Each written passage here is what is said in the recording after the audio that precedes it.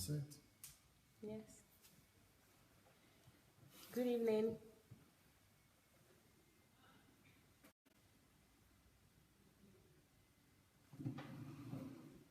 Hello, hello, hello.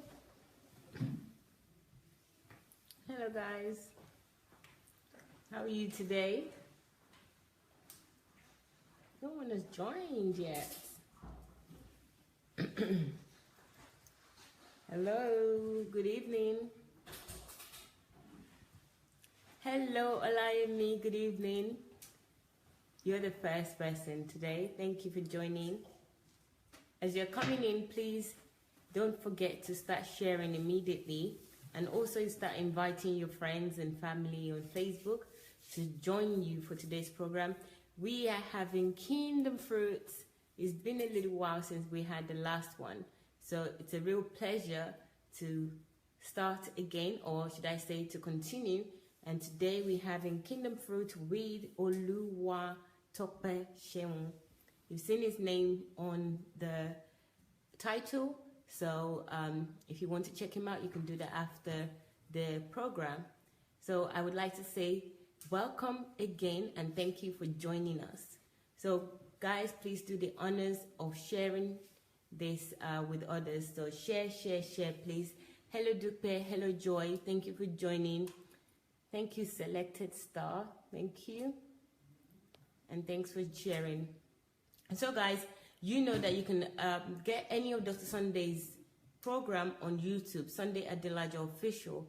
And now we've also got Dr. Sandey on Telegram and also on SoundCloud. So don't forget the link and links. Yes, we will put the links up so that you can immediately register as we are on this program. It's really easy. It's like a few steps and you will be registered.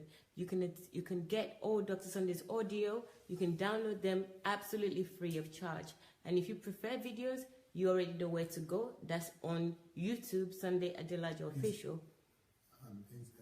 Telegram also. Yes. Both video and audio. Okay, in Telegram we have both videos and audios. So whichever one you prefer. I believe audio is data light. So if you're worried about your data, then that's the solution for you right there. So go on Telegram and SoundCloud to get Dr. Sandei's teachings. Raja, good evening. Thank you for joining. How are you today? Please, guys, share. It's really going to be an inspiring Kingdom Fruit as usual. So this is no exception. Invite as many people as possible. And please pay attention. You might find some inspiration to kickstart your own Kingdom Fruits as well. I surely have. Since this Kingdom Fruit started, I have really been encouraged. So I'm grateful for Kingdom Fruits and all the people in the past that we featured.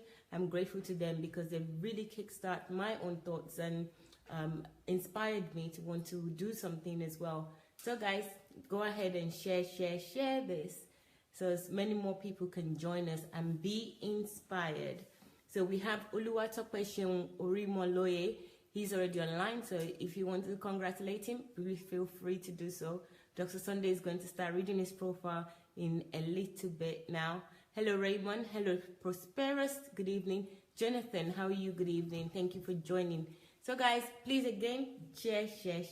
If you go on YouTube, let me just give you a little YouTube tutorial just now. It's so short. All you need to do is type in Sandey Adelajah Official. Once you type that, you'll see a picture of Dr. Sandey wearing a blue jacket and a green suit and a green bow tie.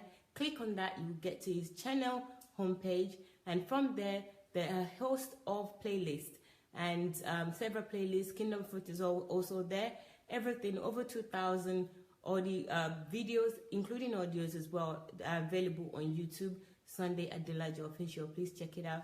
You know, Trisaya told us a few days when she was describing the YouTube page, you will find topics on everything in life, you know, in relationship, children, careers, finance, everything. So please check YouTube out, Sandey Adelajah Official.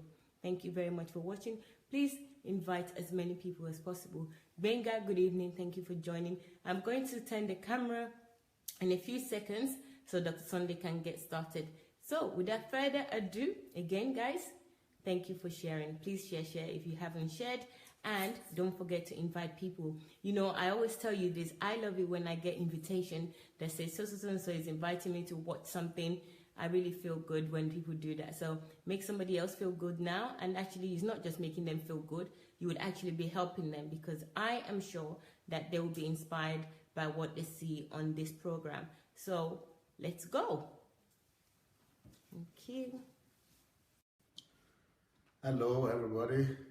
Welcome again to another episode of Kingdom Fruit. Kingdom Fruit is about demonstrating what the church is supposed to be doing with believers. That the church is not supposed to be keeping people in the pews as slaves and the pastor becoming the slave master. No, the church is supposed to be equipping people, empowering people, and releasing people to the world to do the work of the ministry. But unfortunately, what we have today is an abuse of the church. So even though we don't have a church here on the platform, on DSA platform, but we are using as much as time or little opportunity that we have to raise up people and showcase to the world, and you thereby telling the whole world that this is the way church is supposed to be done. So we are using our little platform here, even though I've never met most of these people one-on-one, but even just by following me and listening to my messages, this is to prove that people's lives are changing and they have been cultivated or developed into who the person that heaven is waiting for them to become. And that is the example that we are going to show you today. It's very intriguing for me to read the story of Oluwatope here. Oluwatope Sheun Orimoloye. You know, I'm going to do it in a little bit different way, because I like the way he has written out his story, and I'm going to be commenting a lot about what I will be reading out for you. So Oluwatope said, my name is Oluwatope Orimoloye. I'm 30 years old. So he turned 30 the same month as me, only a few days before. He was born on the 10th of May, 2017. He said he was born in a Christian family, raised up to love prayer, fasting, and going to church. I had my first degree in agriculture from Olabisi Onabanjo University in Ogun State. That's my state. So Olabisi Onabanjo is actually from my village. So he's a man that I knew when I was very young, from my young age. So that's interesting to me, I'm sure that this is not from my state, I'm sure, because Orimoloye cannot be from Ijebu. It could be from my state, but not from Ijebu. I think this is from Ondo State or something, from his name. Just being a Nigerian, Ondo or Yo or something like that, but not Ogun State. But this university he went to is definitely from my village university. Olabisi Onabanjo is just the next village to my village. It's Nagoiwe, and it's not far from my village there. So anyway, so he did his first degree there, then he did his master's in University of Ibadan, Oyo State, Nigeria. Though raised a Christian, I consciously gave my life to Christ only when I was 14 and rededicated my life to Christ as often as I could breathe, because that was the religious orientation he got. So that he was backsliding, so that he will be sure he's not lost his salvation. So how did I get to know DSA? The impact Pastor Sandey has made on my life in the last few years can never be quantified. Can never be quantified. So it says it was the year 2009, 2010 that I heard about Pastor Sandey, when I got his book titled Money Won't Make You Rich. That was a very wild title, because I couldn't conceive in my mind any alternative to money. The principles I gleaned from the book, though I didn't finish reading the book at that time before it was stolen, quickly made Pastor Sandey very desirable on my preference list. So in 2014, 2015, I got an invite to participate in Pastor Sandey's mentorship program, and believe me, it was a jackpot for me. I find Pastor Sandey so fascinating because everything he teaches is unconventional. Okay, that one is what we have to talk about. How much is that true? Wow. So we have to discuss that one. Because I think it's probably true if I'm to judge from my own perspective. Because I'm thinking, the messages I'm preaching, I just wonder why it's not the kind of messages pastors are preaching these days. And if they even preach them, it's like they kind of tell kind of different kind of story. And I think this is a question to all the people that are watching us. Is this guy right by saying he found Pastor Sandey to be and his teachings to be unconventional? So would that be true of the people who are watching us, and would that be true of you, Mariwa? Yes. Absolutely, it's true of me. And do I need to tell everyone my story again? It is absolutely unconventional for me. And maybe you guys at home, please answer this question. If I have to tell my story again, let me do that. I was pretty much like Oluwatope. I was in London, sitting down, minding my own business. And then I saw Dr. Sandey on Facebook. And from there, I actually said to myself, I'm going to give Dr. Sandey 5 minutes, because I'm very impatient and I don't really have good attention to details. I don't pay attention span, not attention to details. So I decided I'm just going to give him 5 minutes. And then from there, because of that word that Oluwatope used, unconventional, immediately I got glued to him. That 5 minutes turned to, here I am in Kyiv, Ukraine. I left my job, I left my home, everything, and I came here because, you know, there's some things that you think in your mind and you think that they're a possibility, but you don't see it around you. You don't see anybody demonstrate it, and you just think that, well, maybe it's just in your head. But when that thing in your head then aligns with another human being, but even to a higher scale, so it's almost like an impossibility. So absolutely, for me, it's unconventional. And that's the reason why I'm here, because I feel those things, I want it, I can think, but I cannot put it out. And Dr. Sandey put everything out. So everything that normal sane people that are not diluted or manipulated or manipulative would think, or brainwashed would think, but they're not able to express, because when you look around you, you look everywhere, nobody else is expressing it. So he stands out. He stands out of the pack. You know, since Facebook Live, there's so many pastors, so many people that are talking. Everyone is doing pretty much the same thing, preaching and talking about certain things, but you know, you probably like 10, if you watch them for 30 minutes, you probably like 10 minutes or in total of what you've seen, if at that. But Dr. Sandey, even when it's ending, you almost say, no, I don't want it to end. Please continue, you know, let's go. So yes, for me, it's absolutely unconventional. And Oluwatope is spot on in expressing his feelings so far on how he found Dr. Sandey. So guys, let us know what you are thinking. Are you in agreement or disagreement actually with Oluwatope's account of meeting Dr. Sandey and how he felt about him and his teachings? So if you're out there, let us know. More than that, Oluwatope is actually, he's actually arguing his point. He's substantiating his argument. So unless you have something to it, if not, but Oluwatope is saying that Pastor Sandey's teachings are unconventional. One, because Pastor Sandey is a pastor that teaches that his ultimate goal is to empty the church, which is totally, how unconventional is that? Yeah. A pastor saying he wants to empty the church. What do you have to say on that? That's actually unheard of. And you know, a lot of things as well is unheard of that you do, even when you talk about the tithe and offering and all the things. But let's stick to what Oluwatope said, which is emptying his church. Pastors recruit other people to go and recruit people to come to church, not empty the church. That concept of emptying the church is like the devil's side of things to most pastors. And, you know, we all know that the first and foremost thing as a Christian, to demonstrate that you're a Christian, is to go to church, not that a church should be empty. And pastors want to gather. Yes, and there's still people out here now, they're struggling with that. And even pastors themselves that comes to Dr. Sandey, that knows Dr. Sandey, they know Dr. Sunday's teaching, but because they're pastors, they cannot phantom the ideology or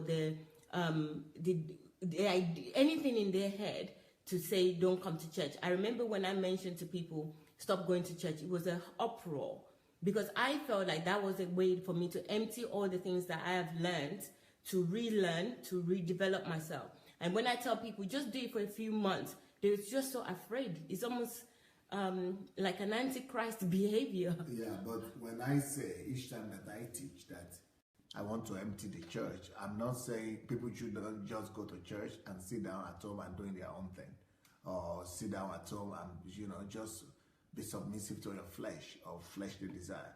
That's not what I mean. When in our church here, when I say I want to empty the pews and I want to empty the church, what I mean is that I teach all the members of the church to discover their callings, and then they must leave the four walls of the church and be busy in their various spheres of life where they are called to be engaged in.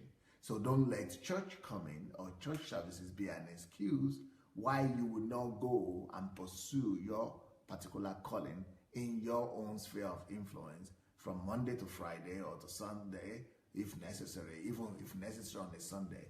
You should rather put your calling above just the tradition of coming to sit down in the pews. Yes. I absolutely agree with that. And the first step to do that is not going. If you keep going, you're going to be busy. You only have so much energy, you only have so much strength, you only have so much time in the day. So I totally agree with that, and I'm glad that Dr. Sandey clarified that we're not saying don't go to church, sit down home and do nothing. Is to now your church is not within the four walls. Your church would be the other things that you do to glorify God for the kingdom of God in your sphere of life or influence. So I totally agree with that, but I just think that we should be clear, because these are people that they go to church as a rule, like as a mantra. You have to go to church. Sunday is church day. So the only way to cleanse people of that mindset, for me personally, is that stop going. Then you start thinking, okay, what else can I do during this time? Because you can't think clearly. You go to church, they bombard you with so much information, so many things. You just get worn out. So I do agree with Pastor, and I am still for God. I'm still for Christ. I'm not saying that you should not be a believer. I'm just saying that this attendance of church is just, it takes so much of energy. The personal relationship with God is is more important. Just being religious and going to church. Okay, he's also proving, substantiating further why he thinks that Pastor Sunday is unconventional. First, that he teaches that he wants to empty the church. Number two, he is known to emphasize the need to discover your calling. Well, that shouldn't be unconventional. I think every pastor should be teaching people the need to help everybody in the church discover their calling. Or that's not the case. I just wish I'm not the only one that's talking here. We have some ladies here, but they're not talking. Guys, please put your comments on there, and please share your opinion with Dr. Sandey. So how could I be unconventional just because I'm teaching people to pursue their calling? You're not just teaching us to pursue a calling. You're also coaching you. Yes, you're coaching. Helping people identify them. To identify them. And you're telling us that our calling could be things that people have actually used to say that it's a problem or it's from the devil. You're actually helping us to... Unconventional means that other pastors are not busy. No, because other pastors will talk about things that are related to church as your calling. The calling within the church, not calling outside.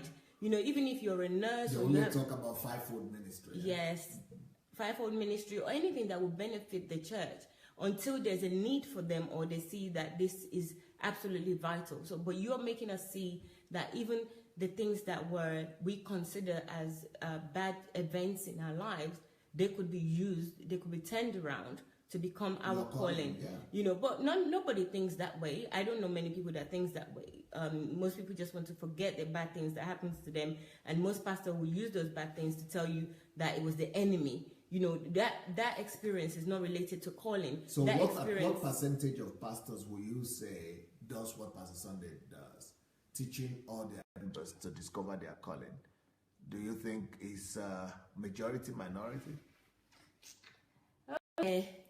Guys, I want you please to answer this question for Dr. Sandey to hear, because I might be a little bit biased, but I can be honest as I can be, which is that personally, I haven't seen anyone that have told me about my calling in the way that Dr. Sandey told me about my calling. Not even in church, no pastors have spoken to me about calling.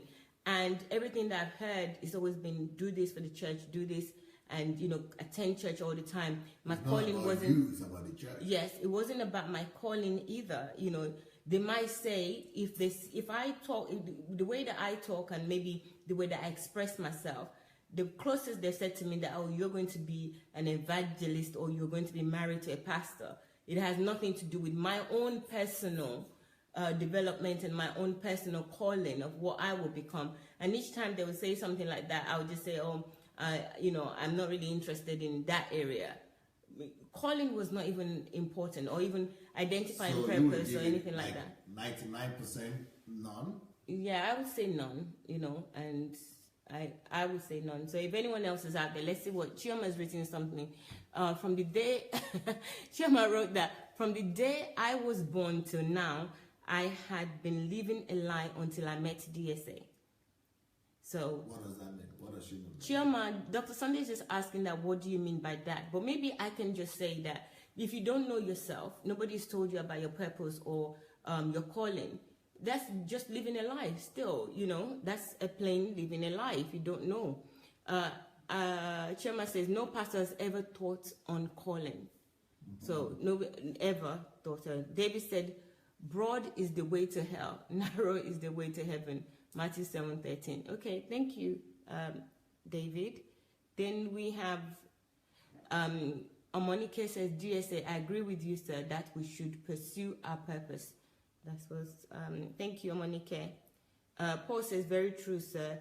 Chioma says, Pastor Sandey is the only man that has told us the truth about life. Everything I ever felt about church, life, and even marriage, is the only person that has told us the truth about how to live on this planet. Yeah, I could say that too. So here it says, it's not to emphasize the need to discover your calling. So I don't think there's anything unusual or special about that. But that's what I do, and as a pastor, I think every pastor should be doing that, helping every member of the church to discover his or her calling. Then Pastor Sandey is known to emphasize hard work. So what's the problem about pastor emphasizing hard work? That's all over the Bible. Is it not every pastor that's emphasizing hard work? Nope. Okay, I would only talk from my experience. Not many pastors talks about hard work. So what do they talk about? They talk about a one-day favor is better than, from God is better than 10 years of labor. Or 10 years of labor. So that would be a strange thing? Yes, it would be a strange thing. And they always say that you shouldn't have to, even in prayers, it's like you don't have to work hard and sweat to achieve anything. God will just provide for you. So I personally think working too hard. So the church is totally messed up then. Yes. I think working too hard is not for me as a child of God. I shouldn't be working this hard. I should not even be sweating. I don't even like to sweat because of this.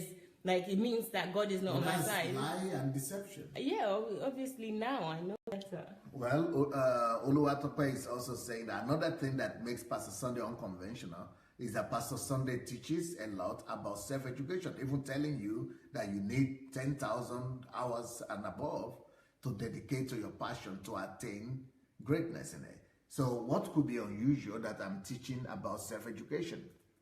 What do you say about that? Pastors don't teach education, you want to say? Okay, in fairness to pastors, right? These are the blind leading the blind. So I'm just saying this, they don't know, because I've had a good person, but he doesn't know. So I can't always say that. Or maybe they just read Christian books. Yeah, they haven't or they broadened. talk about self-education in the sense of just reading Bible or Christian No, books. No, they don't talk about self-education like that at all. It's not even something that is they understand. It's not a vocabulary. In my church setting, it's not a vocabulary. Yes, there are times that they do things like maybe there's a new person that got a business and they get that business to come and talk to people about it, what they could do to improve themselves. But it's in the church setting and introducing that person. But to talk to you, that's not. No, it's not. I'm just trying to give them a slack here. So, okay, then he says Pastor Sunday is unconventional because Pastor Sunday teaches on practices of solitude. What is unusual that I'm teaching about solitude, even though I myself will confess I've never seen any pastor or any church where they teach that members should practice solitude. Okay, Pastor. All right, for me, I have never practiced solitude. The only person that... teaching about churches. No, the only person I had solitude from is you. There was a time that I had something similar when somebody was saying that it was about you, actually the person was talking about, that you go away from your friends, from your family, and you stay somewhere for 2 weeks.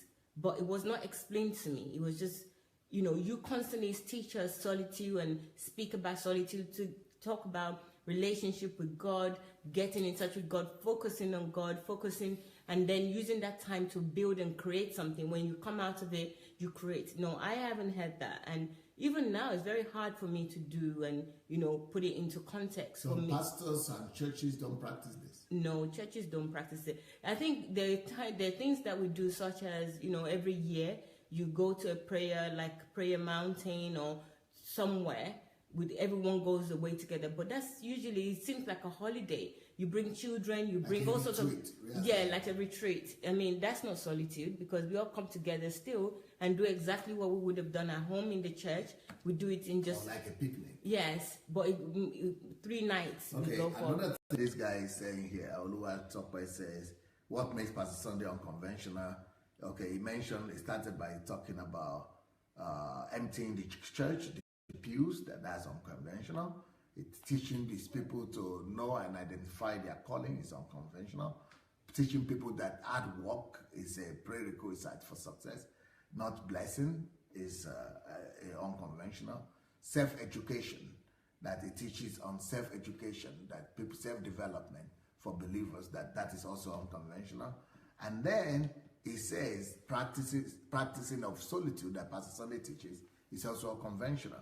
Then he talks also about the fact that Pastor Sunday also teaches that the goal is to make every individual a personality.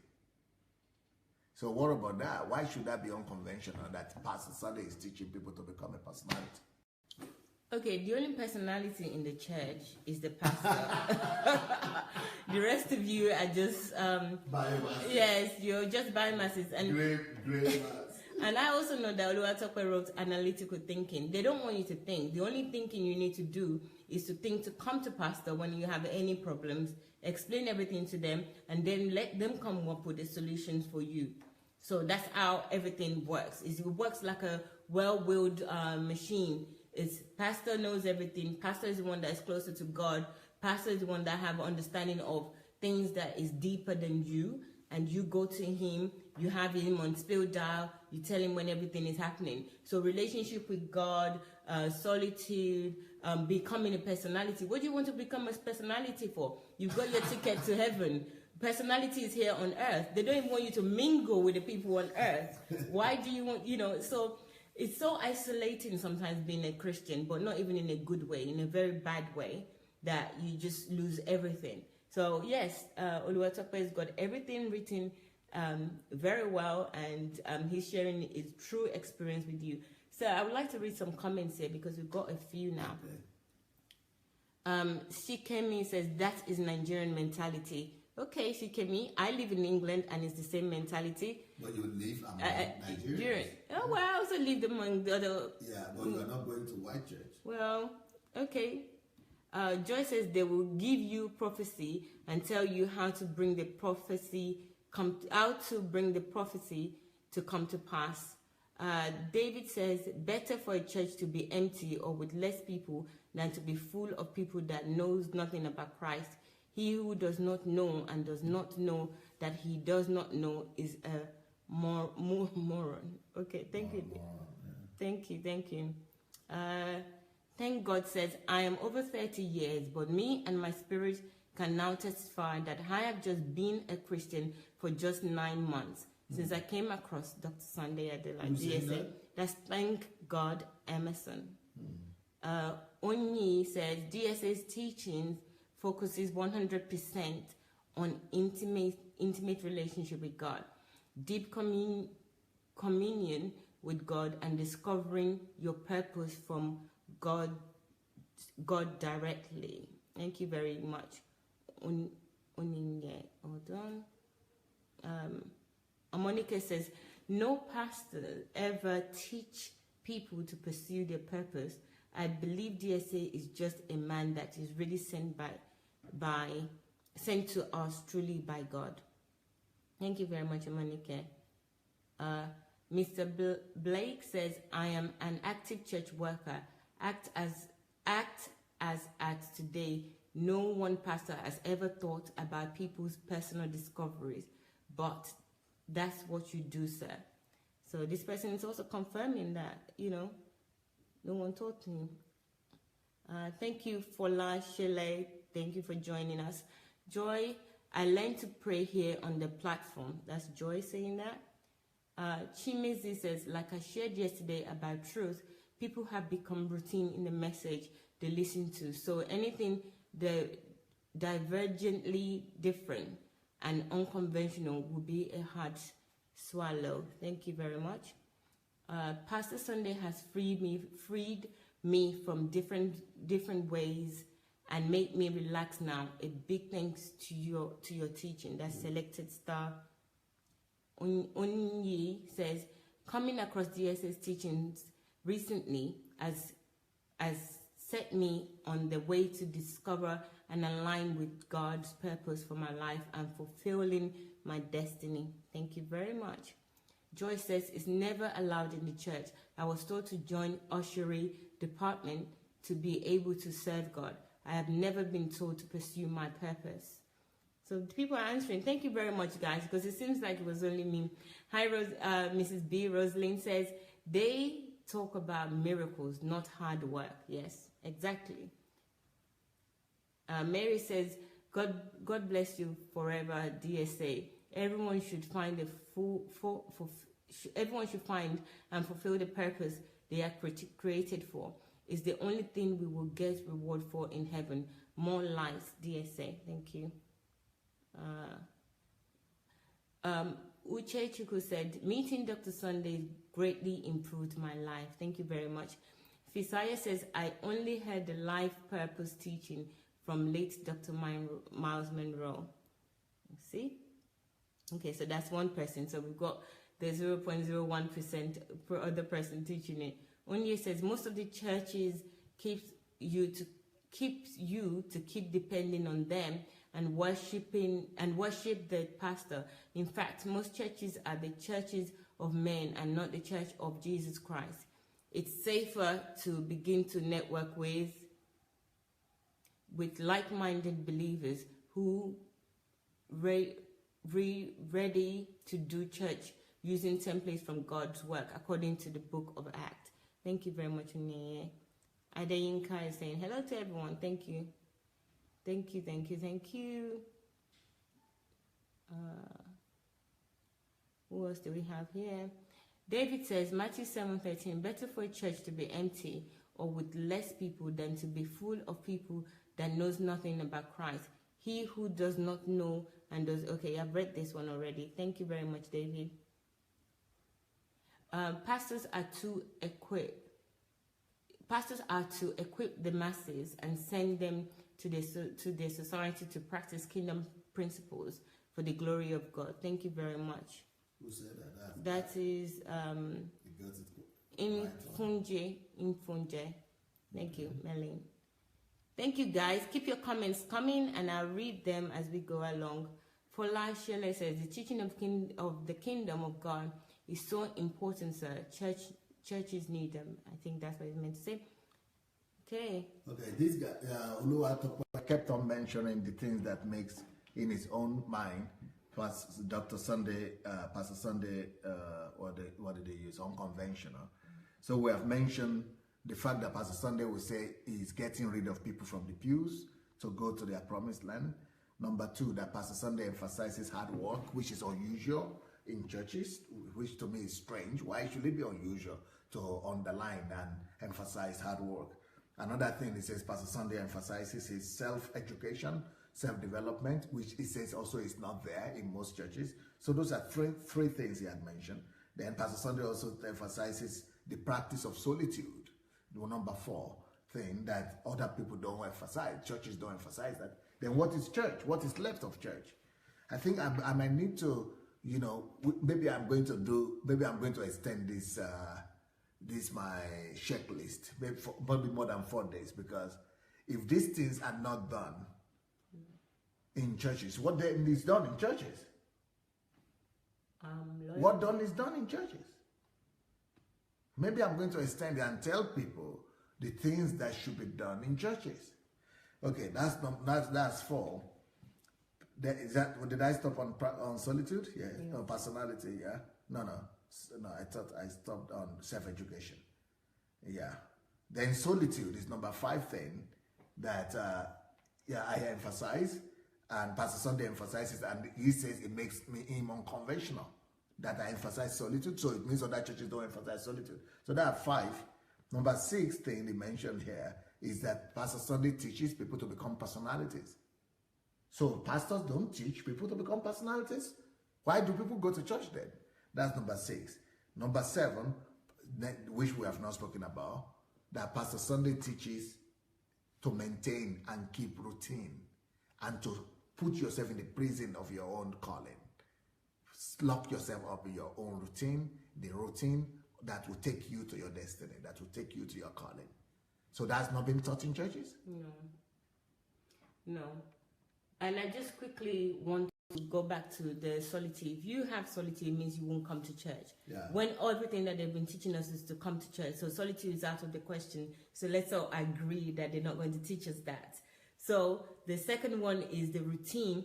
If you have a routine that is other than coming to church, participating in everything that they do. So your routine is your time to church? Yes, because that's you're backsliding or backsliding, because any other routine apart from come to church on Sunday, midweek service, any other special programs that they're doing, that's a routine. You don't have your own personal routine, because that means everybody would have different things that they're doing, and that's not what the church wants. The church really is a cult. Because, you know, we now to control your life. Yes, it's a cult to control your life, but in a very subtle way, and they mentioned the church the way it is now. Yeah. Not the way it should be, right? It's a cult the way it is now. Yes, but the church I recognize. Not the way God wants it to be, but that's just the way it has become. Yeah. Okay, that was number 7 or number 8 I mentioned? Number 7. Number 7. So number 7 was routine, right? Number 8, this guy is detailed. He wrote all these things. Number 8 thing that Pastor Sunday emphasized. In fact, if Oluwatope is there and you are listening to me now, I would like him to make a list of the things that Pastor Sunday emphasizes and teaches, because it says El Cetera here. It means he didn't finish the list. I want him to make all the list and send me to me as against what the churches do. So what is it that they don't do in churches today that you have discovered that Pastor Sunday does, and thanks to that you are here? So will you send that later to me to this week? Okay. So the 8th thing he mentioned is that we say what makes Pastor Sunday unconventional, by your word. So another thing that makes Pastor Sunday unconventional, that it teaches on analytical thinking. Why should that make me unconventional? It means the pastors don't teach their people to do critical analytical thinking. No. Everything that happens to you and every thinking that you have to do have to be from the Holy Spirit. Analytical thinking is you being in your own mind as far as they taught us. And, obviously, if also they teach us about analytical thinking, it means that we're going to question them. And many of us don't question them. And they don't even allow or give opportunity for you to question them. So analytical thinking is definitely out of the question. It's actually something that you shouldn't do as a Christian. It's not accepted. No, it's not acceptable at all. Okay. The next thing it says that makes Pastor Sunday unconventional, that Pastor Sunday, teaches analytical thinking. Why most pastors don't do that. Then Pastor Sunday teaches to love your enemies. This to me really sounds very strange. How could we be a Christian organization, churches, and you say, I'm teaching to love your enemies? That is strange. How could that possibly be strange? If I'm teaching to love your enemies, why should that be strange? Tell me something. Is that not what is written in the Bible? That what Jesus taught? Why should that be strange now? Okay, right. There's teaching and there's saying. For me, I have heard them say, love your enemies. They read it out in the Bible. What but the makes it strange? What makes it strange is your action. The action and the emphasis that you Action say. where? Okay, in church they say love your enemy, but we're praying my enemy must die, die, die, die. So when you preach and talk in the Bible, like read out the Bible, they will talk about love your enemy, but the actions that they produce, that we all produce, would be the opposite of loving our enemies. Okay, maybe that's why Oluwatope is in here. Pastor Sandey actually teaches to love your enemies and pray for them. He added that aspect, pray for them. No. So that is strange in churches? Yeah. So what does the church do? Then, how can you have a church where you don't pray for your enemies and you don't love them? And you still say you have a church? You don't have a church then. Whatever you people had was not a church, I'm sorry. Then the next thing he says makes Pastor Sandey strange or unconventional is that Pastor Sandey teaches to embrace the absolutism of truth. What makes that strange? Jesus spoke about the truth. It's the foundation of Christianity. What you mean? People don't teach about absolutism of the truth? Nope, we don't, and I haven't heard anything like that until recently, when you start teaching about truth and even teaching about the steps of truth. And the only thing that is truth is what the pastor says and how he interprets things. That's the only thing that is true. I even remember when we have like real issues in the church where they're talking, the pastor end up being the one that concludes everything, and whatever he says, even if everybody has a point, is the truth. Nothing else is the truth, and we don't really verify it or find out. Everything is linked now. You know, the analytical thinking is linked to the truth as well. Everything has to be absolute. It has to be universal. No, it's not. That's why we have so many denominations of church, because they all teaches different things. I have friends that goes to a different church and they have a different perspective on Christianity and on God. So that shows you already that most Christians or most churches, they don't practice these things. We just do what we are told. Let me read a few more comments before we move on. Let me mention the last one. Okay. The last one they mentioned here is that Pastor Sandey also teaches about restraint, exercising restraint.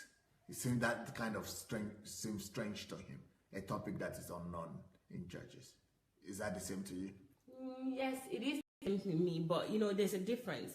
I've been taught restraint, but it's only sexual restraint that I've been taught. So if you're single, don't have sex. And no, he's talking about restraint in general. Yes, exactly. The general one, no, I haven't been taught that.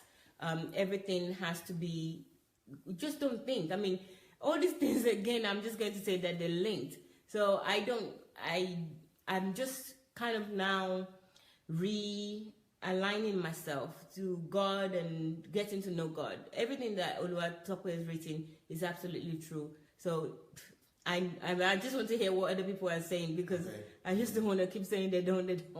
Oluwatope himself has written, "All right, sir, I'm privileged to belong to a living church though, with sound pastors. Only that there's something everyone doesn't do well enough. It's all, if at all, it's done." So he's saying that they don't do it well or they don't do it at all. Alias says prayer. Okay. Alias, we're praying for you. Tabby says, prayer against the spirit working against you in the enemy, or pray against. We should pray for spiritual spirit behind the person, not against the person. Okay. What else do we have? Ralph says, Pastor Sandey Adelaja is the only pastor that I have been able to touch the key issue. That have been able to touch the key issues and worries I had regarding the approach of church leaders, being able to say out the truth about what seems to be a no-go area makes him exceptional. I was once hated for not making myself desperate and for being independent although I continued. I can't see the rest, so please accept my apology. Oriyomi says, prayers points are bullets to kill your enemy. So prayer points are bullets to kill your enemy. Chris says, we are called to teach what Jesus taught. Thank you very much, Chris. Jane says, okay. Doris says, good evening to everyone. Please, Pastor, I want you to talk on mission school. Okay. Doris, I think that's another topic. Sikhem says that they really enjoy controlling members. Onyi says the church here are business empires in the name of God PLC. Absolutely. Onyi says, no, the only personalities in the church are the pastors and their family members. Which is true. That's my opinion too. Nani says most Nigerian pastors are adulterated the words. Yeah.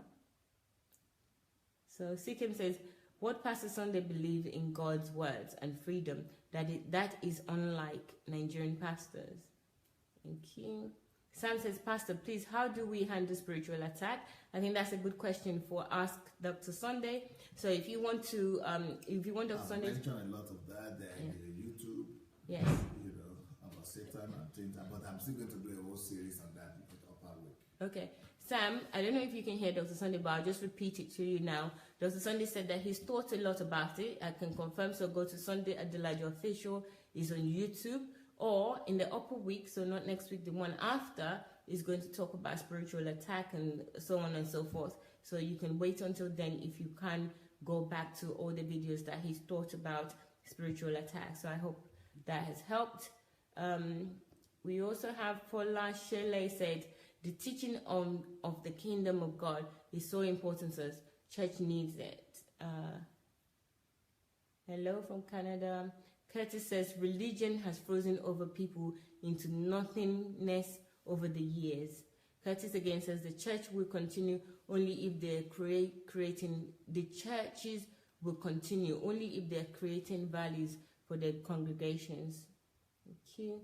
Fola Shelley says, Pastor Sunday's teachings make me stand even in the midst of trouble. Thank God for that. Yes, you should. David says, better for a church. Okay, we've read that already. So, let me see if there's anything else. I am super excited about your teachings. That's Nena by saying that. David says, DS's teaching are really deep and meant for the wise only. I think Christ was born in a manger for a reason, but people don't think that deep anymore. Yes. Fola Shelley says, Pastor must know how to make church members champion. Yes. Thank you, Pierre. No church now in, okay. Thank God says something. No, let me see if there's something before that. Thank God. Hold on. Thank God says, Osa says, nice Pastor Sunday for meeting you online. You're not only changing my family for good. May God bless you. You've changed my family for good. Thank you. Thank God says, no church now in the headquarters of, no, church now is the headquarters of all liar. All words of prophecy are lies, and GOs and bishops are bestowed lies and use it to manipulate members. I mean, mostly African churches. Thank you for your contribution, everyone. Thank you. Thank God. So should we move on now? Yes, because this guy is reading some very exciting stuff here. That is Onuwatope. He actually, apart from the things that he illuminated as making Pastor Sunday unconventional, he actually went and said, now, this is how Pastor Sunday busted my theology and revamped my thinking. So these things, he said those things that he found unconventional, but now he's talking about things that really blew him up, blew up his theology, right? Busted his theology and revamped his thinking. So in what area? He gave concrete analysis. So the guy is analytical. I like this kind of thinking. He says, number one, how Pastor Sunday bust my theology. Number one, growing up, I had been taught and I assumed that all I needed to succeed was to have absolute faith in God. Is that a familiar thing? Yeah. That if you believe in God, God will just bless you and help you, you'll be successful? Yes. Tell me, is that you? Is that because that's one thing he mentioned here? Yes, and everything is linked to faith. Even when you pray for some things and it doesn't happen, is that you don't have enough faith. So you start to doubt yourself and your relationship with God. So faith is the most important thing. So once you believe in God, you'll be successful. Yes, and anything. And if you have faith. Yes, and if anything doesn't happen the way that you want or the way that you've prayed for with the pastor, they always link it back again to the faith that your faith was not good enough. Your faith wasn't there. So all you are striving for every day is to have this faith. Thank you for affirming that. Because what he's saying now, that's what he believed too. But not faith in himself, but faith in God. Yes. Okay, then he said, I had thought that everything in life was at the discretion of God. Yeah. These just like believing in fatalism, like believing in destiny, like the Yorubas would believe. So Christianity brought Yoruba belief system, ananism, into Christianity by believing in destiny, that everything is decided by God, by discretion of God. But guess what? Pastor, he was busted. Guess what? Pastor Sandey teaches that. So these are the other points that we needed to emphasize, that that we need to teach the church, because he's saying Pastor Sandey teaches that when it comes to reigning in life and on earth, you need more faith in yourself than in God. But when it comes to making heaven, you need more faith in God than in yourself. That's a whole lot right there. What do you say about that? Well, I think some people would have known already. I had a big issue with that because, when you first said that, when I first heard it, your own theology. Yes, it was. How can it be more faith in myself? Who am I to have faith in myself? I'm supposed to have faith in God. What am I doing? So everybody have faith in themselves, and even now. So not just you, then it means most Christians, like African Christians. Yes. And even now, when I'm talking to friends and family that I used to mingle with and be with now, and I talk that because now I believe in the faith in myself. Yeah. They just say, "You're crazy. What's wrong with you? What's happened to you?" And I'm trying to explain it to them, but they're not accepting it. They just think that there's something wrong with me. So sometimes I. So you can understand this guy. I totally do, and you know how I was arguing with you with that as well. Okay, then it goes on. That was his number one shock. So he's enlisting his shocks with Pastor Sandey, that you don't just wait on God and believe in God, that one day God will make you successful. You need to believe in yourself and pursue it. So that was his first shock. Number two shock, growing up, I accentuated on fighting my spiritual enemies. That's what he has been taught. But you cannot live on earth without defeating and fighting your enemies. So he was growing up thinking he needed to fight his spiritual enemies and break all the curses.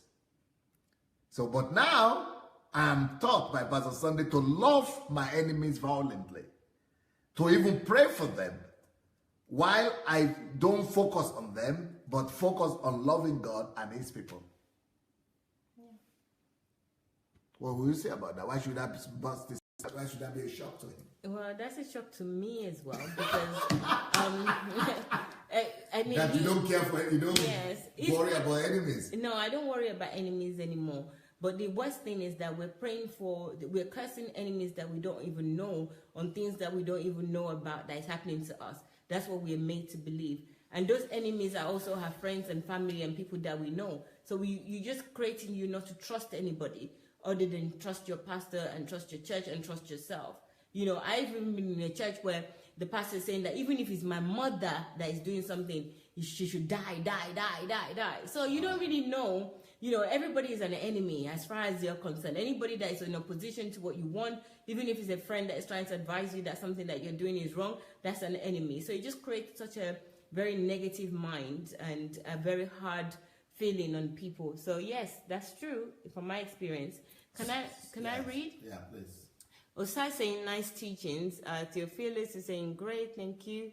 Oriyomi says that bursted my theology too.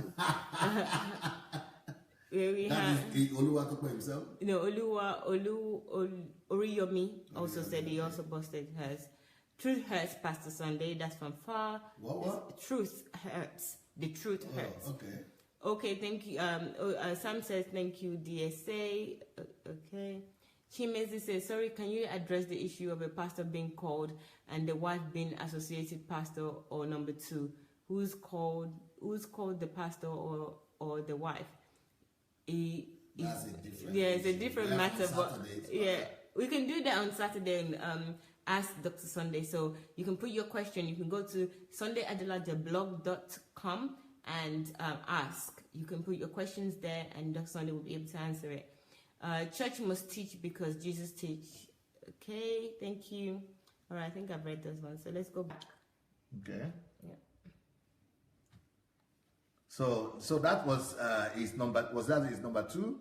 Yes. Yeah, number two thing that bust his theology was that we have to love your enemies and pray for them. Number three, the disclosure by Pastor Sandey that keeping just 5 priorities of life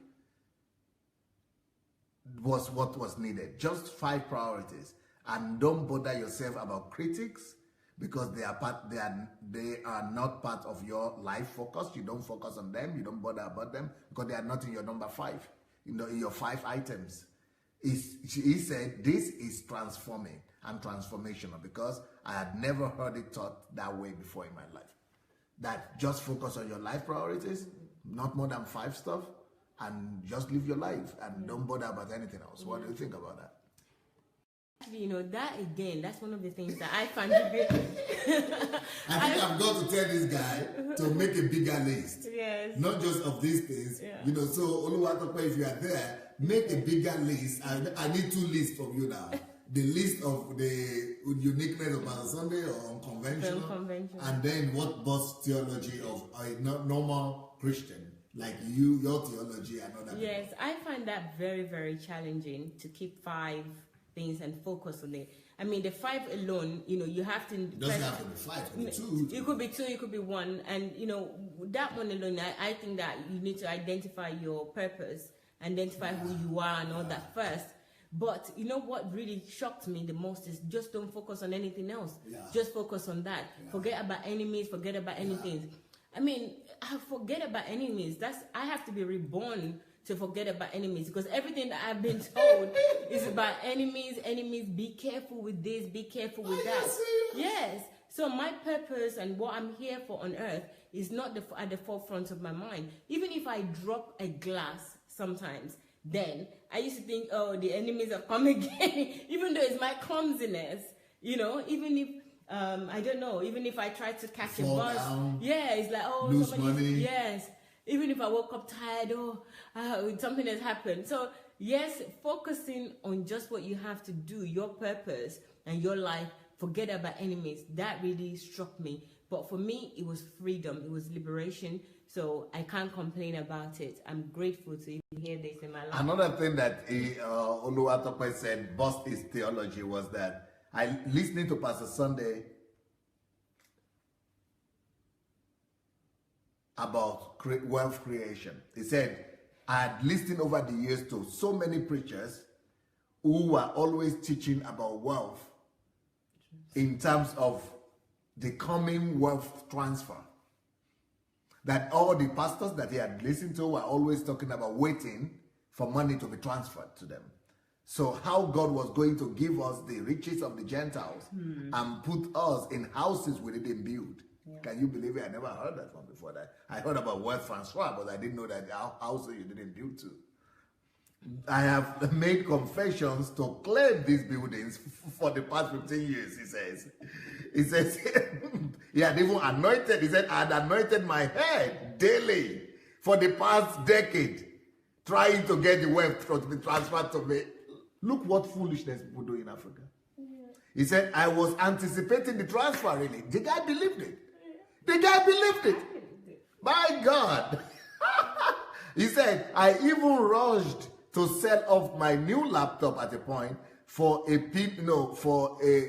I sold his laptop for a peanut so that he could sow a dangerous seed, a sacrificial offering into a ministry during their 30th anniversary. When a prominent preacher announced that he would anoint people who would give sacrificially in those days for the anointing to come, so that they will have lifetime breakthrough. But when I met Pastor Sandey was teaching on the contrary, that you have to work hard for anything you want to get in life, that it is diligence that brings wealth that makes wealth come your way, not wealth, not supernatural wealth transfer, and that it is excellence that marks you out in the marketplace. So, do you understand what he's talking about? Yes, I do understand that, and I think this is one of the things that make Christians very lazy. You don't have to work for anything. The wealth of the Gentiles will come to you. So why would you have to work? You show me the person it came to. Yes. One example. Well, it's actually what the pastor, and that's the reason why a lot of Nigerians, they go to churches that they're wealthy and many people are there, or at least the pastor is wealthy, because you want to go and tap into their anointing and their grace and whatever they have. I mean, he's explained really well there, where he's saying that he went to sell his laptop. What can be a resource for him to make his own wealth? So rather sell that one so that he doesn't have to work. Tap into this other ministries' anointing or their wealth and get the money faster. Why do you have to be working? Why do you have to sweat? You don't need to sweat. So that's what your thoughts. That's what we all thought. And we're all waiting. I mean, I worked. Crazy stuff. And this is the reason why people don't even save. Why do I need to save? When I can work and maintain my day-to-day life, but when I go to church and do all the activities, then I can tap into this grace, and the wealth and everything of the Gentiles will come to me. Are you serious? Yes, it's all planned out. Crazy theology. Paganistic church. Paganism church, not Christian church for sure. Another thing he said, boss, his theology is this. He said, I serve in a church working hard to ensure that I get people to attend our services. Okay? He's working hard to evangelize people and bring them to church. I even bother terribly, I get worried when someone fails to show up because he had promised to come to church with me. Because I thought church attendance was the ultimate. So if I could get people to come to church, I'm made. Then if I don't get them to come to church, I'm distressed. But alas, listening to Pastor Sandey, I discovered that the church is only a tool to achieving kingdom purposes. And that kingdom is all about kingdom, not about church. And that the church is not an end in itself. He thought if I could just get people to come to church, I've served God.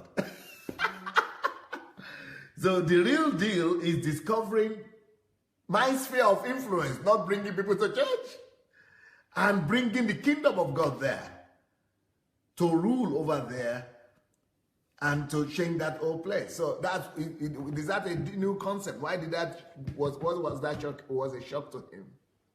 Oh, that is a big shock, because even because we've already discussed this, that if you're not helped to identify your purpose or why you're on earth here, the only purpose we're told is to believe in God and also to bring people to church. And even every year or every 3 months or so, the pastor will ask everyone, how many people have you brought to church? How many people have been converted to believers?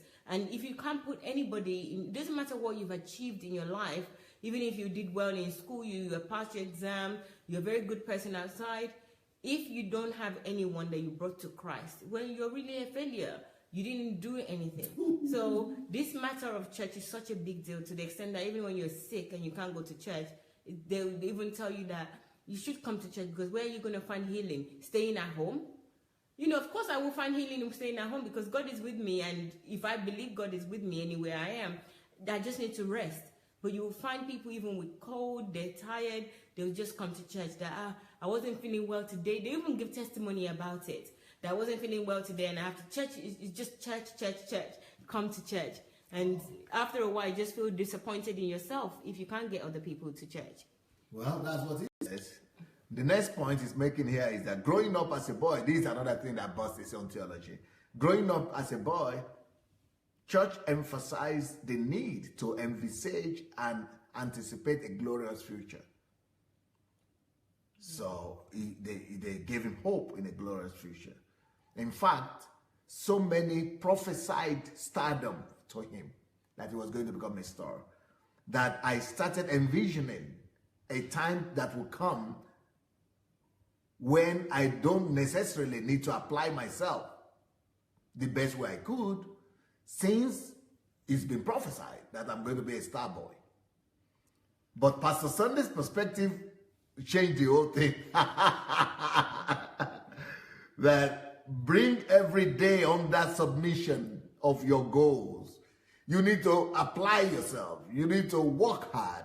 You need to plan your life. If you don't plan that greatness, it will never come. If you don't plan that startup, it will never come. You will never reach it. And you need to convert every day, working towards that goal. You know, you need to propel yourself into your destiny. Calculate your goals intentional so that you don't get to your destination tired and late. But when you have a goal, you don't leave from where you are to reach your goal.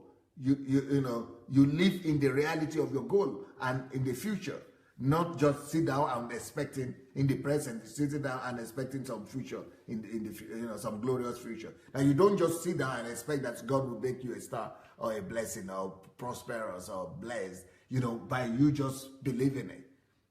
He believed it, nothing happened until it starts. You need to work it out. So what do you think about that one? Is that a common thing? Well, it is a common. It's very common, and setting goals. That they are prophesied to him. Yes, and you just say they prophesy and don't tell you what to do in order for you to achieve it. Taking your actions, no process, no actions needed from you. This is what's going to happen, and they say that boldly. And the other thing what's is the guarantee?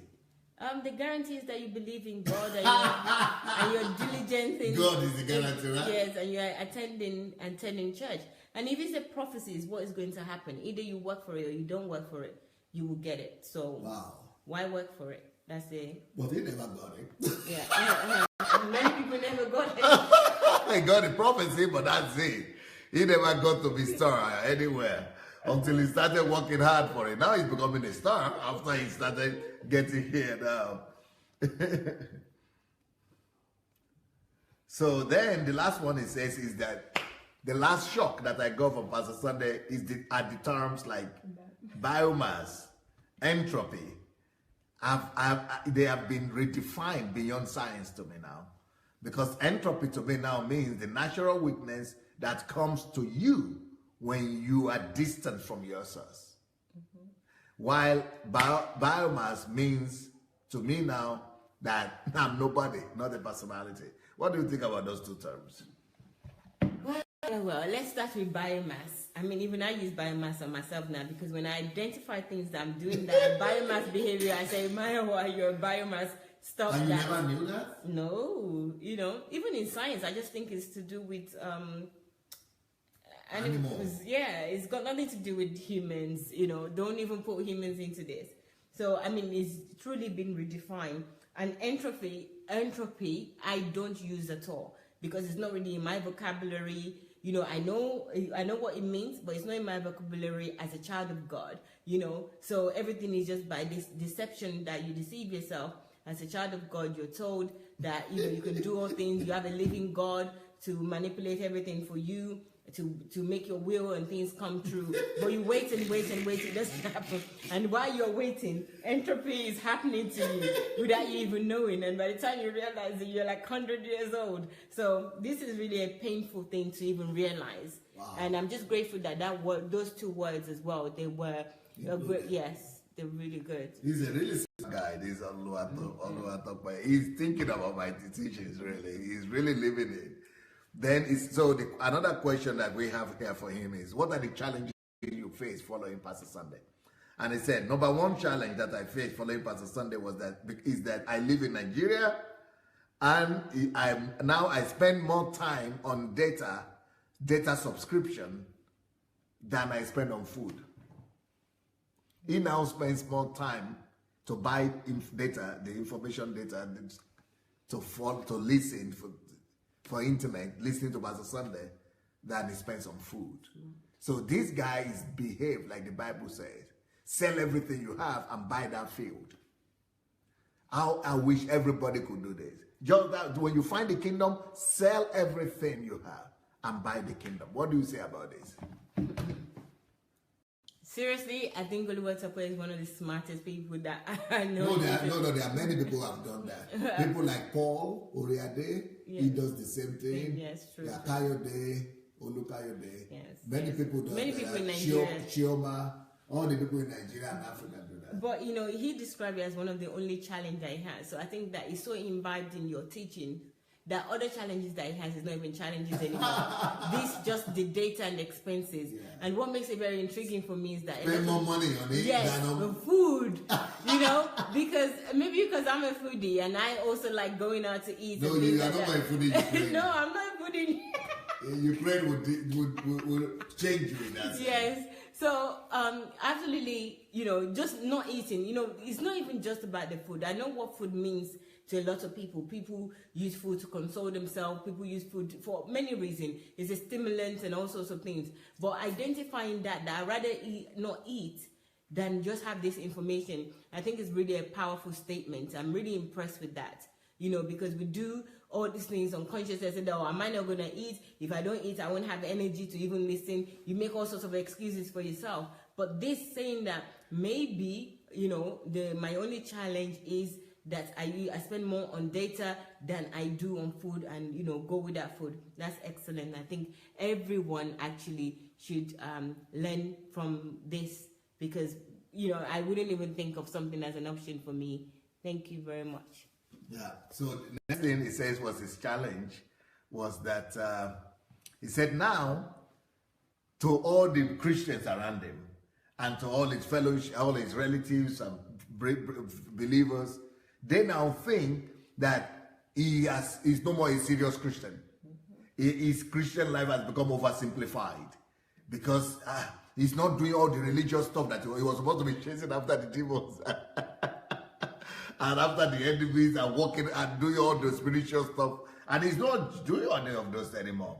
So he said, it appears to that my Christianity has become overly simplified because before many religious eyes that are unknowingly heavily burdened with paganistic practices. So people are involved in paganism and they think they are involved in Christianity. And now that he's set free from paganism, they think this guy has something is wrong with his Christianic faith now. What do you say to that? I said earlier that, when I talk to friends and family, they all think I'm crazy because of some of the things that I say now, just because I'm not practicing certain things. Even my mom, I can't tell her that, I didn't go to church on a Sunday. It's like, what has happened to you? What have you done? What's happening to my daughter over there? But, yes, being a pagan is real and it's something that we all practice more than we even know or understand God or relationship with God. Yes, I identify with you. A lot of people would think that you're not a Christian anymore, but that's how you're going to set them straight when they start seeing the results of what you've achieved. Okay, now the results that he has achieved, he put as number one that I had to re-examine and question. This is number one fruit in life, he said, kingdom fruit.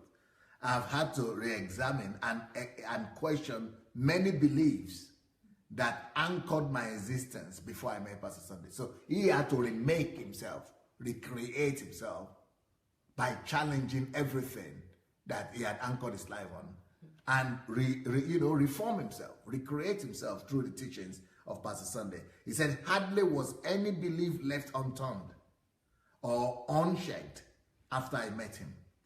I keep feeling rebranded when I hear him each time. Number two, I've listened to hundreds of Pastor Sunday's life transforming messages, and I'm still listening daily. Number three, I share Pastor Sunday's live broadcast on Facebook timeline to bless the world. Next point, God inspired me to finish I got inspired to finish my master's because I had wanted to give it up. Next point, successfully led a group of young people in my local church for a year. Kudos to your empowerment teachings. And this is a church that has 50 branches all over the world. The next point, I write every day. He got that. He said, I got up for Pastor Sandei's concept and ideas. I capture Pastor Sandei's concept and ideas in a concise way and broadcast this in a text message to people.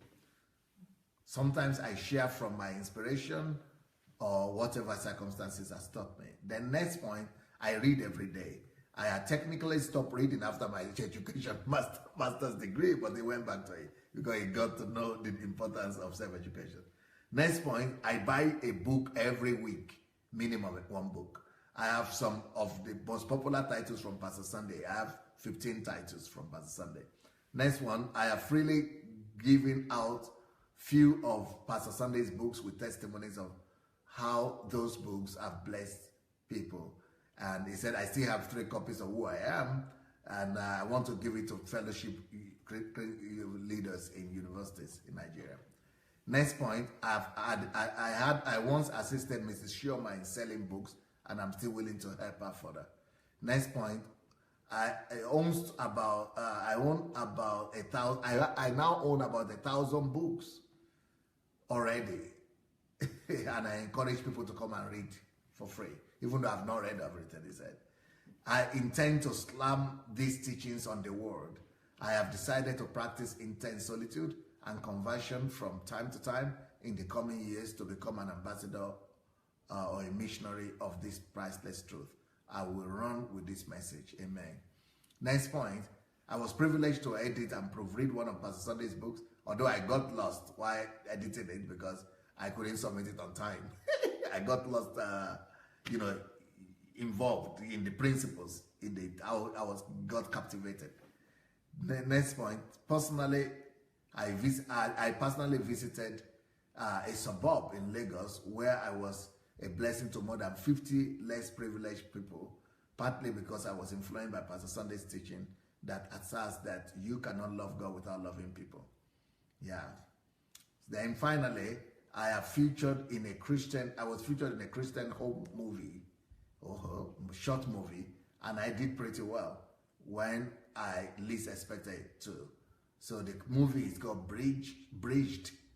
I think I heard about that, Bridged, and it's on YouTube. So all of you could check that out. By the way, let's put maybe Topper himself will do that. Let's put Oluwa Topper's Facebook page on there, and maybe the link to that Bridge YouTube thing. And so now let's get ready to get him as well. His plans are, I intend to pursue a professional training in a field of my calling. Next one, I am interested in developing my own website to publish enlightening articles and reinstate Pastor Sandei's teachings. Next point, I intend to learn a foreign language, probably Russian, to extend my kingdom influence. Next point, I would like to start my own live broadcast. Next point, I plan to practice solitude and conversion for many years to come. Then finally, I plan to do more outreaches to the less privileged in the society and more.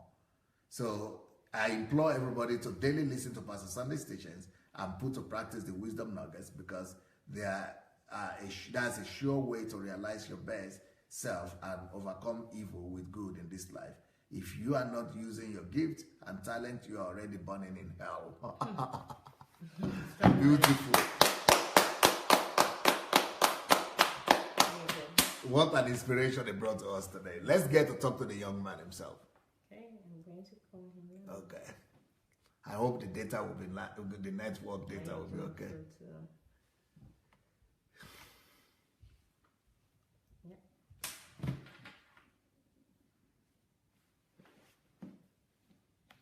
Hello?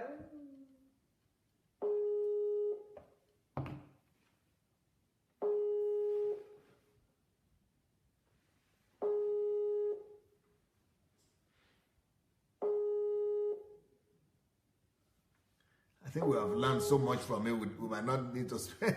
He's here. He's here, okay. Hello, Oluwatope.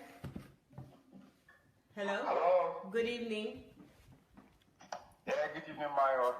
Okay. How are you, Tokwe? Pastor Sandei, good evening, sir. We have learned so much from you today, you can't believe it. Sir. Yes, we have all learned so much from you today that it's unbelievable. Wow, thanks God. I learned a lot from you too. I've learned from you so much. I hope you heard of the 2 assignments I gave you. I did, sir. Yeah, I did. So I will be expecting to learn more from you when I get those notes from you. I'll give you back or you give it.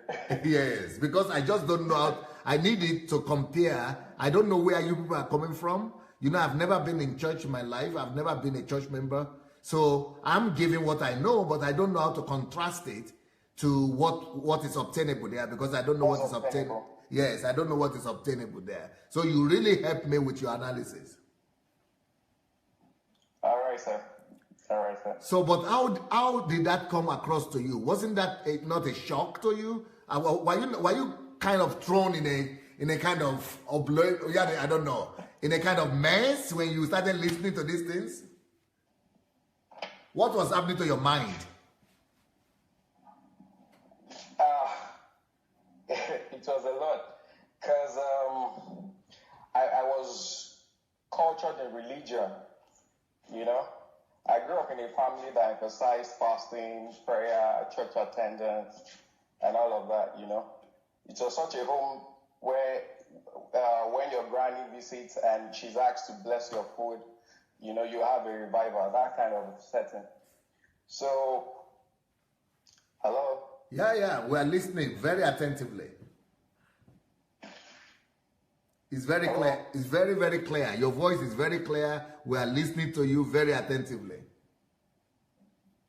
Okay.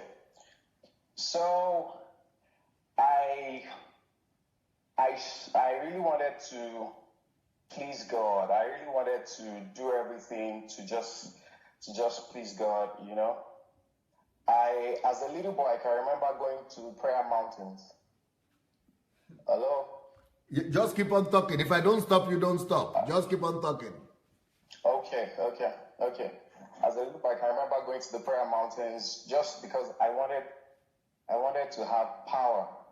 I envied men of faith, men of faith that I heard about, the likes of Joseph Ayo Babalola, because I grew up in a CAC? My parents' church. Yes, CAC setting.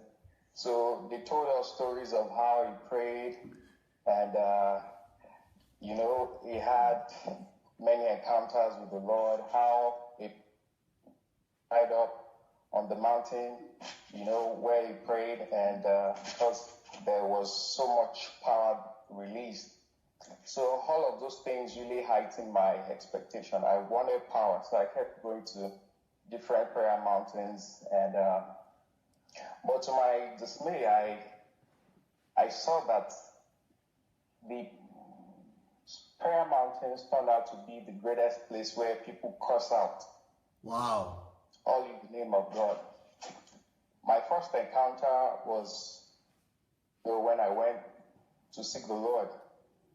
And when I got there, I just saw a group of people, and a prophet led them to pray. I think the people that came had a lawsuit, and they were praying against the judge, and they were asking God to keep the judge and cause confusion and blindfold. I mean, I was afraid.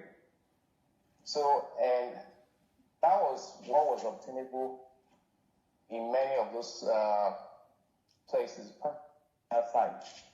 And I kept wondering what God these people were contacting. Wow. It didn't look like the God that I really wanted to know. I wanted to encounter. So that was the kind of setting. I grew up in, as a little boy, I grew up praying a lot, you'll be asked to clap till your hands turn red, your palms. You have to be more vigorous. You have to shake your head vigorous. What physical force you exert determines how much God will intervene. Are you serious? So I had to clap my hands and vigorously shake my head and shout at the top of my voice. You know, I had to call the name of Jesus 7 times, Holy Spirit 3 times, the blood of Jesus 3 times, and end it with fire. What determines those numbers? I couldn't really figure out. No, you know. Maybe 7 is perfection, 3 is Trinity, you know. They just fashion out several things, and that was my experience. So, but thank God, because all my life I've been trying to please the Lord, I've been trying to serve the Lord. When I was privileged to lead on campus, you know, I led the student fellowship. I led every opportunity I led. But at the time when I got to tuition, I wanted a break because I've had too much of religion. So I didn't really, I hope I'm not digressed. I hope I'm answering. No, yes, I want you to going on, yeah? Yes.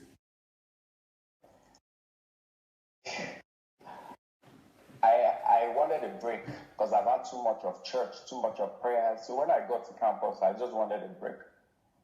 But somehow this Christian brother wouldn't just let me rest. Every time when I'm on the basketball court, he comes to invite me for fellowship and all of that. And it was such a thing in my ass. Sorry I said that. Yeah. Okay. So hello? Yeah, go ahead. All right. So I had an encounter with the Lord. You know, I was baptized in the Holy Ghost and I started speaking in tongues. You know, and that was a very great turning point in my life. And I witnessed to people. That doesn't mean I was highly infallible, you know, but I relied on the strength and the grace of God. So, continued to grow. And I became very meticulous. I wanted to know the truth. So, at every opportunity, I had to compare to see what looks like the truth and what falsehood was. So I was privileged to come into a church for the first time in my life that has a mission statement that states that they bring people into membership in God's house. You know, they groom them in faith. Hello? Yeah, go ahead. Okay. That they bring them into membership, you know, until they are groomed to go for missions, glorifying the name of God. I said, wow, this is powerful. This is a living church. So I started attending the church, you know. And that was a breakthrough for me because many of the things that I know today before I encountered you, I was from this church too, and I'm still very much with the church, and but not like you've got everything perfect. Like none of us has got everything perfect, you know. So another thing that has helped me is the fact that you are able to come up daily. So that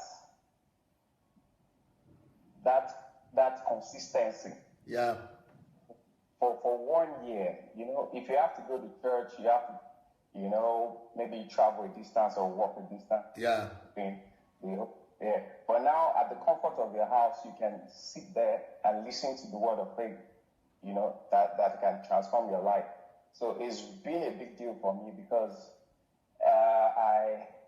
your messages resonate, you know, in my heart. I can really identify with all of these teachings, you know. I just hope I'm articulate enough. Yes, but what made you to be so consistent and to be listening to these messages? Is it your desire for truth, or is it your hunger for God? Or because you should have, you said you are listening to things that you never heard before. So were they not causing confusion for you?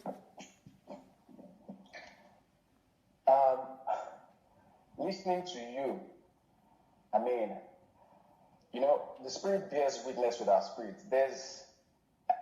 it's not something I can put into words, but I listen to your heart when you speak. The word of God transcends my experiences. I connect with the spirit of the word that comes forth from you, and I'm able to tell that your spirit is true. The spirit of your word, of your messages, of your teachings, I can tell that the truth is reigning supreme. So that really that caught my fancy, and I'm like, it's just like when you're in a polluted environment and you are able to get to a place where the air is not polluted, and you're for the first time you can breathe freely and take in the oxygen you need. So I feel there's an upsurge of life from Ukraine, from you, that I'm able to tap into, and that's a lot for me. But didn't you find yourself strange? Were you not were you a group of people that you were listening together? Or did you find other people around you that were doing the same thing, making the same sacrifice? Or you are the only one? And it's like you are living in a different world and the whole of Nigeria around you was still the same. Didn't you feel anything like that? Yeah, I'm high on your messages. Seriously, because even my people around me, because there are times that I'm trying to listen to you and my device goes off, and I'm just trying to get someone else's device to keep me. I'm trying to try the generator if there's no power supply. I'm just doing everything to get it. So that alone has, giving people a perception that this guy is high or something. And they're really trying to figure out what it is, that there is something changing about this guy. And I've become very uncomfortable going to some churches. For instance, a neighbor invited me to a church. And when I got to the church, the guy opened to the book of Psalms 136. And he read that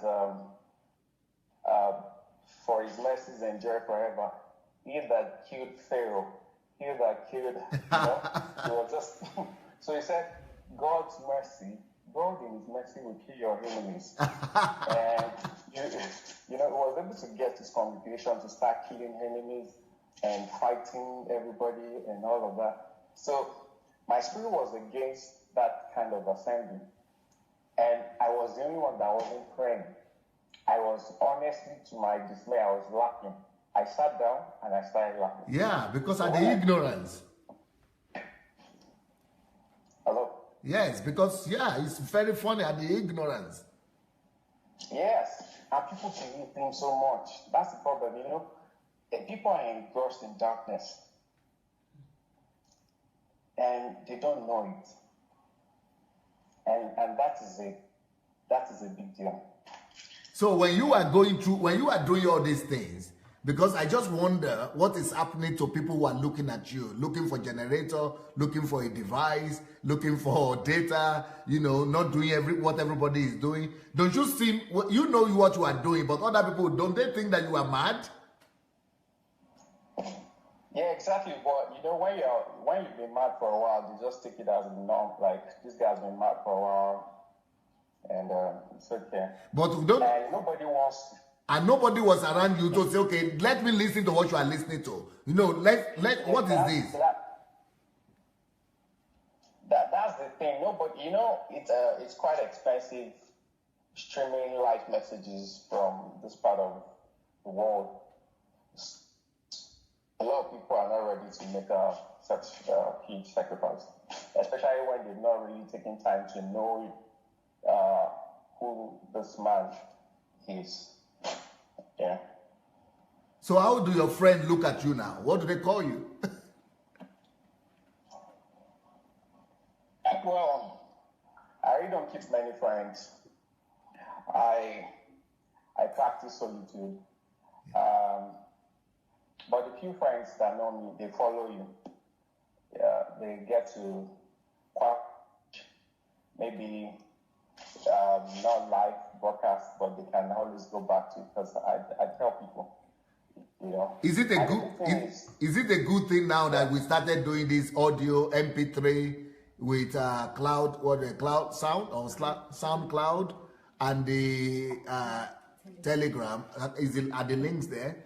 We want to we'll put the links now so that anybody who lives in Africa and cannot afford the large data subscription, we are going to give you the the Telegram MP3 link and the SoundCloud. So would that be better? Would that help? Yeah, that would be awesome. That would be awesome, sir. That would be awesome. That would be a huge blessing. And I heard that people could actually be putting this all over WhatsApp. That is easier to put on WhatsApp when it's audio than when it's video.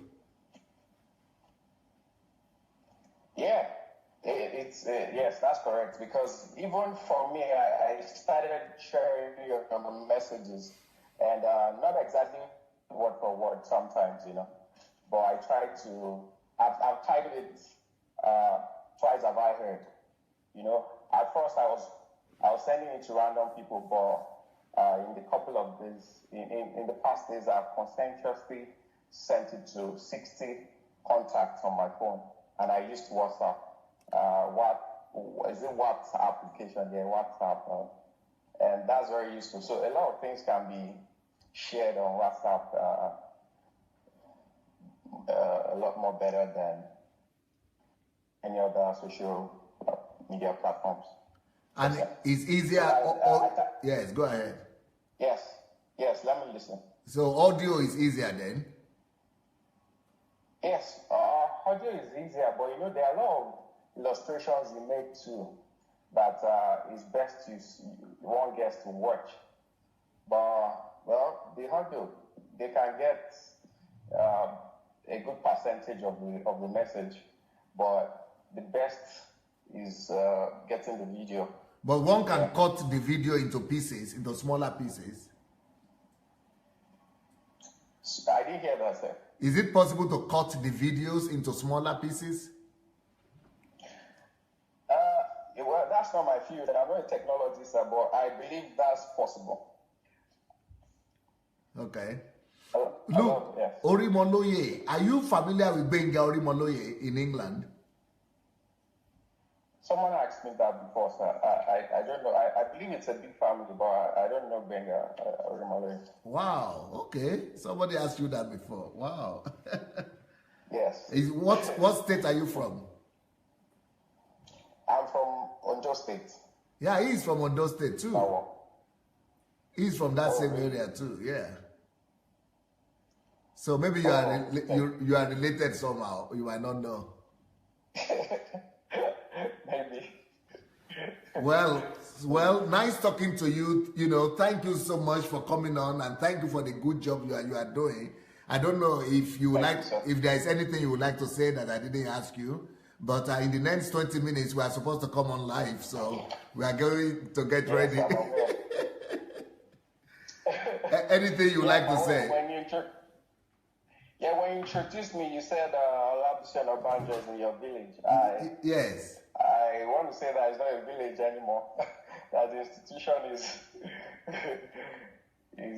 in a big, a much more better. Where is it now?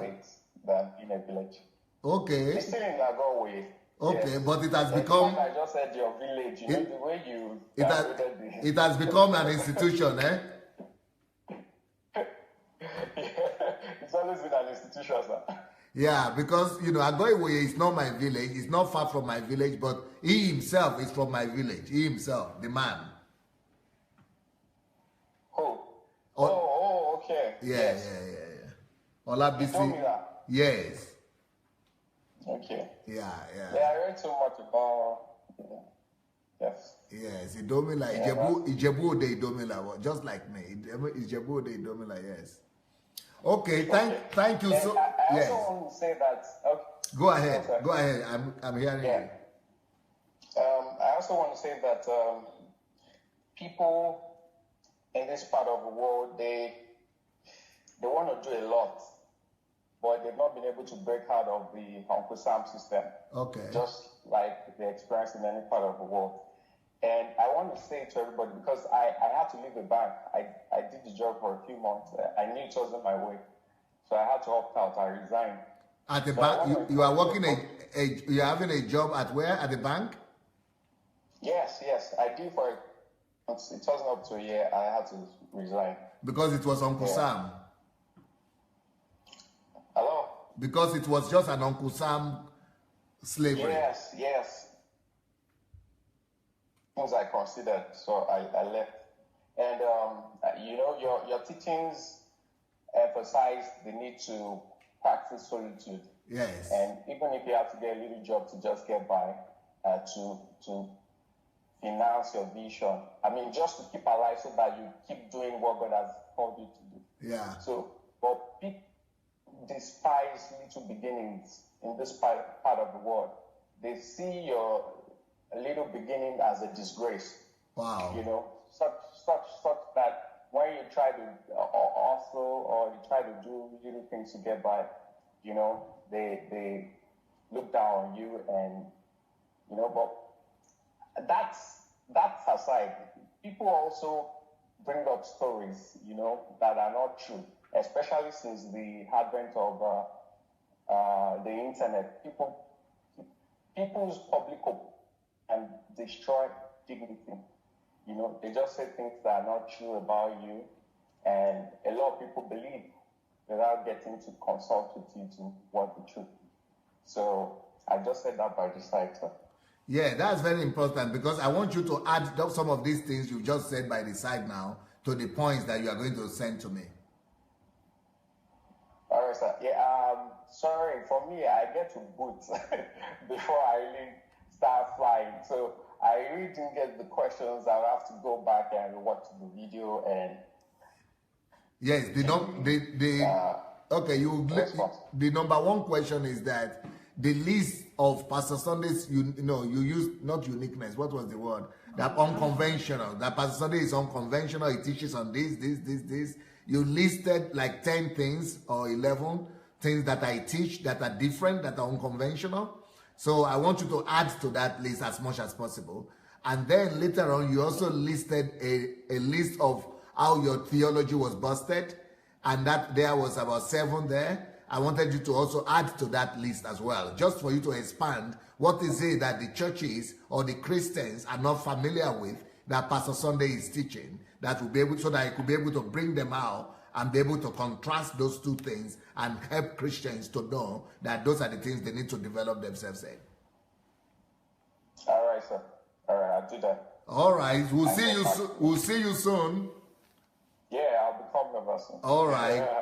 God bless you now. Have a wonderful evening. Yeah, you too. Bye. Thank you. God bless you. Bye. Thank you, Maya. Yep. Bye. Bye. Okay, my wife. Back to you. Okay, guys, thank you for still staying with us. We're back in less than 20 minutes now. So hopefully we'll see you all again. Don't forget, someone has just pinged up the information here. So please go onto his link and check him out. That was Oluwatope. So check him out, please. Let me read a few comments, because you guys have been so good engaging with us today. I believe we should look for a better way to spread the message. Many people that ought to be in the know of these things cannot afford data, sir. Thank you very much, Doris. We're really trying. So if you've got any suggestions, please, guys, let us all put our heads and hands on deck to make this happen. So any suggestions, let us know. Arik says, if anyone is not matured enough in the spirit, then they will not be able to digest the teachings. Yes, we understand that. Thank you very much, Arik, for pointing that out. That's good. Oriyomi says, wow. Or else? I mean, it's easier to share the MP3 audio on WhatsApp. Yes, thank you. And Dr. Sandey was also saying there, guys, if you know any technical ways of you dissecting the messages, the videos, so that people can take it in bite sizes, please do so. Download it and then cut the videos in the ways that make sense, or whatever you think that you want to share with other people. cut it to maybe 6 minutes and send it so that your friends and family can easily listen to it, and then you'd be encouraged to go onto YouTube to watch the full size, or even downloading all the other all the other platforms that we have. And Bishop says, I personally believe these messages are for everyone who is born again and love God. Some teachings might be hard to take at first, but it's much better than mixture of lies that builds up weak Christians. Thank you very much, Bishop. That's absolutely true. Hope says you're already, okay, you're probably talking to somebody else as well. So you can get the audio from SoundCloud, and you can also get on Telegram. So please go on both to get the easily accessible format, which is in audios. Monica says, yes, it's easier shared on WhatsApp. Thank you very much. Uriyomi says, I'm not looking for church right now. I'm just saying to my children, because they're showing, I say children are showing concern. I had to tell them that I'm looking, not to confuse them. I understand, but they will understand the truth. Let the truth be your guide, so you can tell them what's happening. I can't hear. Okay, sorry about that, Doris. You can watch this again; it will be clearer. Okay, meat for the mature. So I read this last one. Doris says, Pastor Sandey Adelaja's message are not for babes, but matured in the Lord. And not all matured can comprehend the truth that you bring because of the so much self that has eaten into our Christian lives. Thank you very much, Doris. Guys, I'm sorry that I couldn't read everybody's comment, but I'm sure Dr. Sandey is going to read everything, so not to worry. Please, guys, feel free to share this to as many people as possible. And also, Dr. Sandey has already given permission. If you want to cut this down and send it in any format, please do so and promote this to as many people that needs to understand this information and get these teachings. We will see you again in 15 minutes. Dr. Sandey will continue on the checklist. Please join us. We'll see you. Take care. Bye.